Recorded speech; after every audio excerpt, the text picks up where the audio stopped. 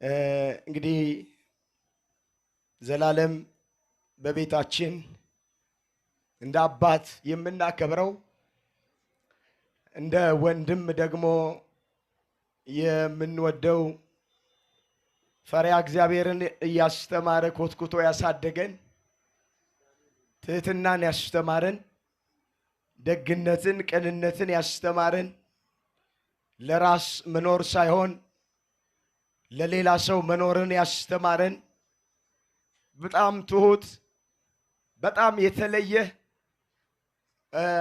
ወንድማችን ዘላለም የማየ ልጅ ብቻ አይደለም። ዘላለም የሁላችንም ልጅ ነው። የቤተ ክርስቲያን ልጅ ነው ዘላለም። አዎ በዘላለም ሕይወቱ ያልተቀየረ ሰው የለም። በዘላለም በሃይማኖት የበረታ ሞልቷል። ብዙ ነገር ከዘላለም አግኝተናል። በአገር ውስጥም በአገር ውጭም ያለን ብዙዎቻችሁ እየደወላችሁ ምስክርነት ስትሰጡኝ እንደነበረ በወንድማችን በወልደ ሰማዕት ብዙ በርካታ ነገሮችን አግኝተናል። እንግዲህ ሲሰብከው የነበረውን ሲናገረው የነበረውን በሱ ዕጣ ደርሶበት ዘመን ገጥሞት ተጠርቶ ወደ አምላኩ ወደ እግዚአብሔር ሄዷል። መጽሐፍ የሰው ዕድሜው የተወሰነ ነው፣ የወሩም ቁጥር ባንተ ዘንድ ነው፣ ማንም ሊተላለፍ የማይችለውን ዳርቻ አበጀህለት ተብሎ ተጽፏል። ይህን ጥቅስ ወንድሜ መምህር ዘላለም በሐዘን ቤት ሁሉ የሚናገረው ቃል ነው። አዎ ዕድሜያችን የተወሰነ ነው። በገንዘብ ዕድሜ መጨመር አንችልም። በገንዘብ ዕድሜ መጨመር ቢቻል ኖሮ ለዘላለም ዕድሜ በጨመርንለት ነበረ። በእውቀት ዕድሜ መጨመር አንችልም። በእውቀት ዕድሜ መጨመር ቢቻል ኖሮ ለዘልዬ ዕድሜ በጨመርንለት ነበረ። በስልጣን ዕድሜ መጨመር አይቻልም።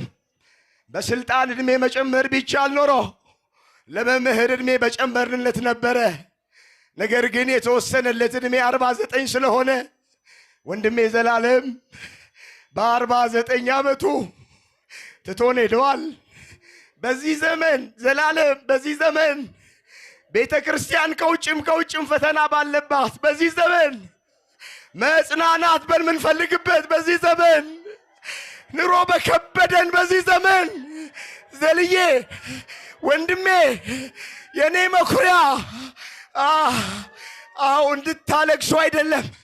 እንድታለቅሱ አይደለም ብታለቅሱም ችግር የለም። እስጢፋኖስ በሞተ ጊዜ ታላቅ ለቅሶ አለቀሱለት ተብሎ በመጽሐፍ ቅዱስ ተመዝግቧል። ግን ወዴት እንደሄደ ስለምናውቅ አድራሻውን ስለምናውቅ አናዝንም። እኛ ከሞት በኋላ ሕይወት አለን፣ ከመቃብር በኋላ ትንሣኤ አለን። ዘላለም ወደ እግዚአብሔር ለመሄድ ነው ያረፈው። ዛሬ ከእግዚአብሔር ጋር መኖር ከጀመረ 5ኛ ቀን ነው። አምላካችን እግዚአብሔር ወንድማችንን ነፍሱን ስለተቀበለልን እናመሰግነዋለን። ነፍሱ ይረፍ አንልም፣ ነፍሱን ተቀበላት አንልም። ሙሉ ጊዜውን ለእግዚአብሔር የሰጠ ነው። ያባከነው ጊዜ የለም። ወገኖቼ ከታሰሩት ሲጠይቅ፣ የተራቡትን ሲያጎርስ፣ የተጠሙትን ሲያጠጣ፣ የተቸገሩትን ሲረዳ ዘላለም ቤታችን ውስጥ አናገኘው። እናቴ ዘላለም ሁሌ እንደናፈቃት ነው። አታገኘውም ዘላለምን። ሁልጊዜ አገልግሎት፣ ሁልጊዜ አገልግሎት፣ ሁልጊዜ አገልግሎት ነው። እንደወጣ ቀረብን ደግሞ ውሃ ሳናጠጣው። እግዚአብሔር ይማርህ ሳልነው አጥተነዋል። ለነገ ይህን ክብር ስናይ፣ ይህን ሽንት ስናይ ደስ ብሎናል። እግዚአብሔር ያክብራችሁ። አንድ ቃል ተናግሬ መልእክቴን መጠቅለል እፈልጋለሁ። በሀገር አሜሪካ ያላችሁ ካህናት፣ ሊቃውንተ ቤተ ክርስቲያን ከተለያየ ስቴት መጣችሁ ልጃችንን ወንድማችንን በክብር የሸኛችሁልን ያኮራችሁንን እግዚአብሔር ያክብርልን።